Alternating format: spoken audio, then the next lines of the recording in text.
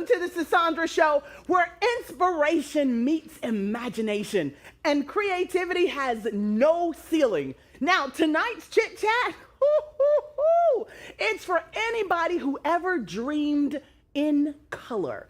For the kid who sketched dresses in the margins of their notebook. For the one who cut fabric on the living room floor. For the one who believed fashion wasn't just clothing.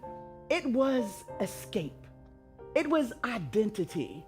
So tonight, family, we're talking about the future of fashion, the creativity in our communities, the kids who just need one yes, and the designers who are shaping the next generation one stitch, one sketch, one opportunity at a time.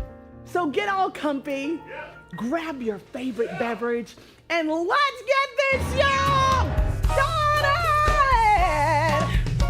Let's get it started! Ooh. All right, y'all. We the people can finally breathe. Kinda. So after 6 long weeks of stress, missed paychecks, and airport chaos, the United States government shutdown is officially over! Yeah. Now, the House finally passed the Senate's funding package, and the sitting president signed it into law late Wednesday night, putting an end to the longest shutdown in U.S. history. I believe it was 43 days. Jeez. 43 days. Federal workers are now heading back to work. Agencies are reopening, and back pay is starting to roll out. Some as soon as Sunday. So this new deal funds most agencies through January 30th and locks in 3 more bills through September 2026. But don't get too comfy. Another fight's already on the horizon. Now, Congress has to tackle expiring healthcare tax credits under the Affordable Care Act before year's end, or millions of people could see their premiums skyrocket. And when I say skyrocket, I just spoke to my agent. Skyrocket! Wow. So for now, though, let's take a deep breath. Workers are finally getting paid, thank God. Families can breathe a little easier, and America's back in business, at least until, I don't want to say until the next show, the shutdown. So let's not say that. Let's just say everybody's back up. We're doing good. Okay, we're going to claim it. All right, let's jump into today's discussion. You know, we often talk about fashion like it starts on the runway, but real artistry starts long before that. For almost 10 years, Form to Fashion has been that bridge, the access, the education, the opportunity that so many of our kids are never offered. And just this weekend, they stepped into the legacy of Andre Leon Talley. Now, this was a few weeks ago. I hope I said it correct. I'm sure when I come out, they'll make sure I said Mr. Leon Talley's name correct. Now, a man who taught us that fashion is anthropology, that garments are not just worn, baby, they are remembered. They are archived. They are cultural testimony. These two gentlemen are not simply teaching fashion, they're teaching identity, discipline, history, and vision. They're teaching our kids to imagine bigger than their circumstances and create beyond their limits. Family, please welcome the masterminds behind Form to Fashion, Andrew and Jason. Ooh! Yes! Yes! Baby! So good to see you as well. Hello, darling. So great to see you. Please have a seat. Well, hello and welcome back to the show. Hello. It's one of my fabulous fun Fridays filled with fashion. Yes, Fashion Friday. Yes. So, did I say the name right or something? You did. I did. You did. I love it. I'm so proud of the two of you. Before Form to Fashion, before the students, before the impact, What was the moment you first saw fashion differently? Sunday morning. For me. Real? Ah, okay. Sunday And morning. because I am a preacher's I kid. was gonna say, here we go. And Well, so the Sunday morning get together, my father is big on everyone gets up early, breakfast is done, you are dressed. And as a family, we were taught that you always walk out of the house looking like something. yes. And my mother always looked stunning. My And dad still does, always, Thank you. yes. And my father was just very, very particular about Mm-hmm. how he dressed. I say that he's a forever 16-year-old, but when it comes to Sunday morning, he Mm-hmm. really puts it on. Suiting and alligator shoes. Love and it. the hats. So I think I saw fashion change and evolve before my eyes from a very young age. That's beautiful. Sunday morning. Sunday morning. Yes. What about you? What about you, Andrew? Mine was a little different.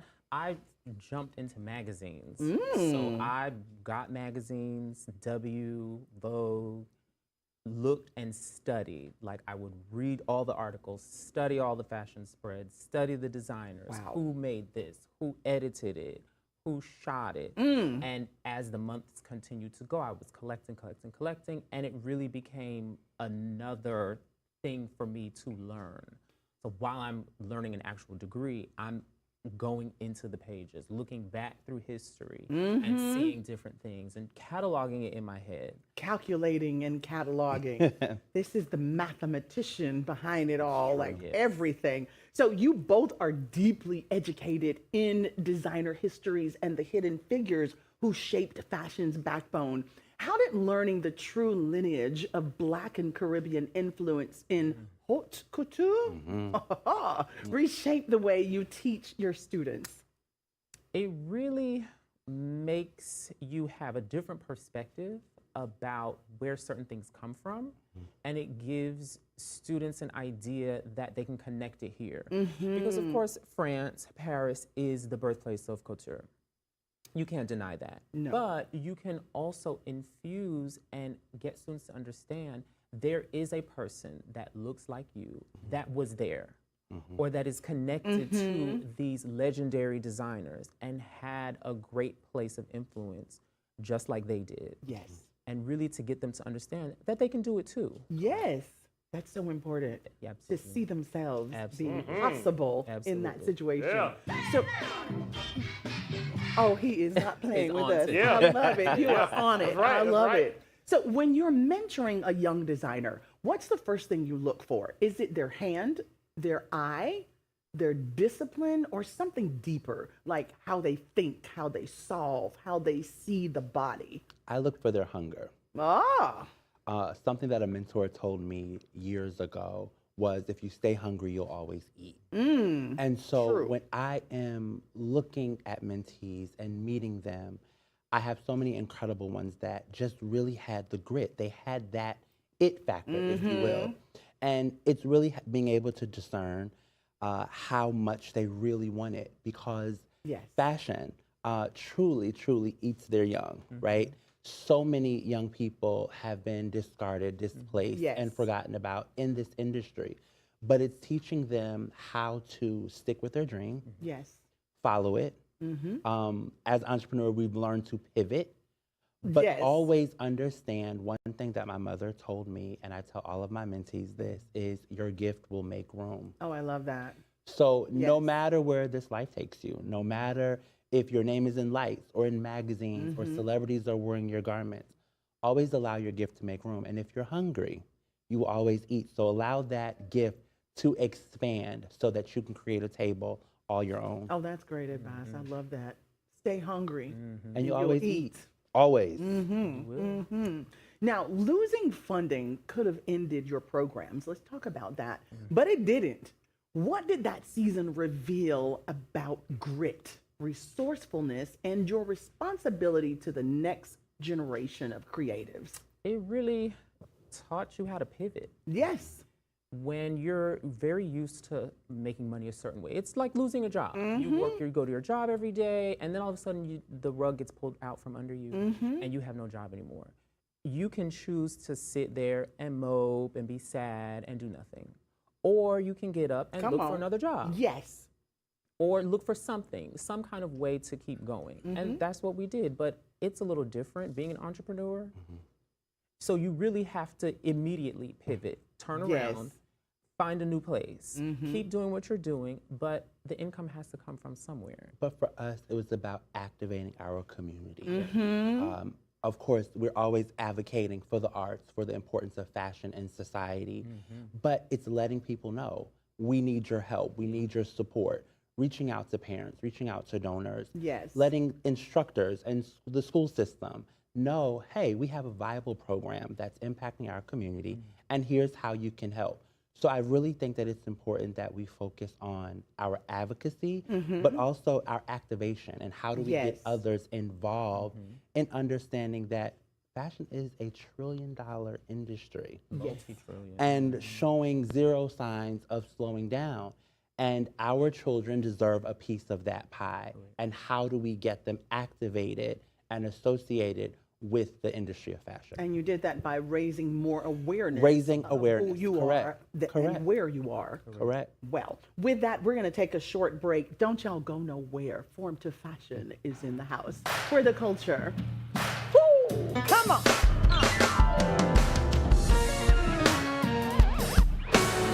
Now we've come this far by faith, leaning and depending on the Lord, knowing that His word, y'all, His word, it will never, ever return void.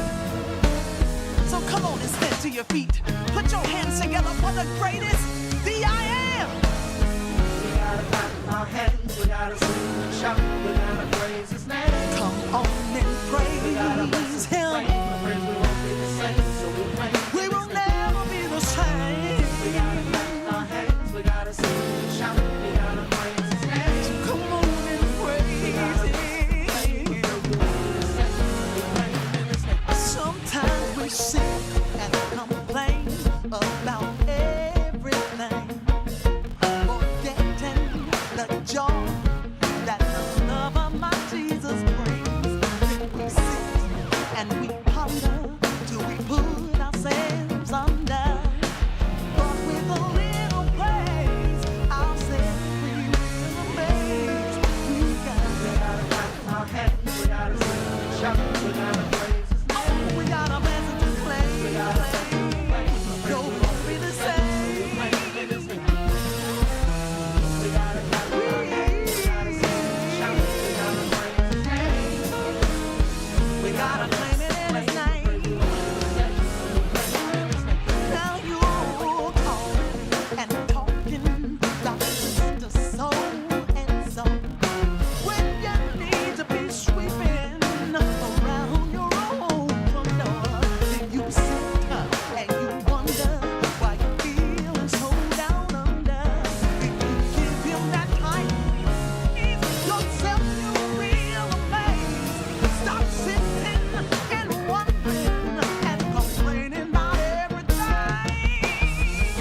Remember the joy that the Lord lifted your And yes, hello and welcome back to the Cassandra Show. I am sitting here with the dynamic duo, Form to Fashion, Andrew and Jason. Again, thank you so much for joining us today. Listen, designers often carry emotional memory in their craft, in color, silhouette, structure.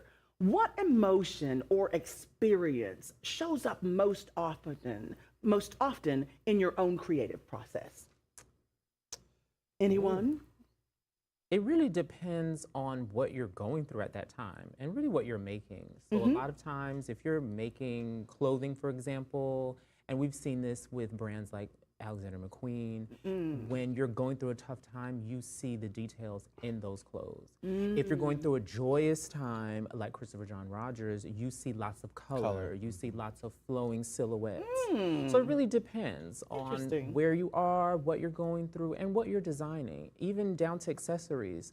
Really great shoes, like hardcore shoes, you can probably link that back to a difficult time or a difficult time in the economy. Really? But if something is light and fun, that probably came from happy emotions, a good time that you had in your life.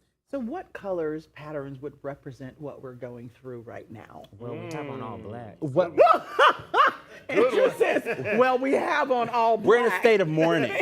I love y'all. But you know what I look for is integrity. Something that I have taught my students and really carried into my own business when I was designing was you should be able to wear my garment inside out. Ooh. And my students know Mr. J's golden rule is cry and sew. And that is because I am going to rip your garment. You are? Yes. But it's also something that if you brought your collection to a store and said, will you sell my stuff? If you bring that to New York, most of them are going to turn it inside out and tug on it. Oh, wow. Like literally. Literally Okay. a tug. But that's not the time for your garment to rip apart. Correct. And it's important, right? It's like a stress test. And for me, no matter how young you are, no matter how old you are, I am always flipping your garments out and pulling them apart, right? Because I am testing the integrity of that garment.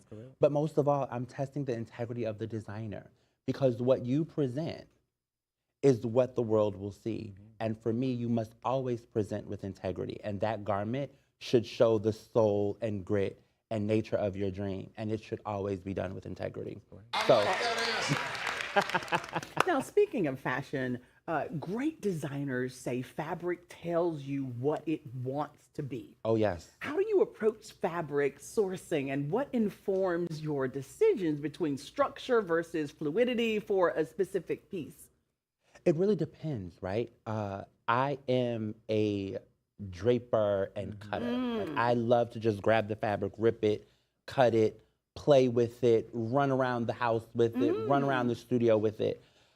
So I really do believe in the fundamental desire to let it speak to you. As an artist, I really want it to speak to me. If I want to use a beautiful silk moire that's got all these beautiful lines that look like carved wood, or if I want to use a gorgeous organza that's going to illuminate throughout the light, or if I want to use a beautiful Duchess satin because it's rich and luscious. So it really depends. You've got to allow it to speak to you. But most of all, know your textiles. That's right. Understand where they come from. Are they natural? Are they synthetic?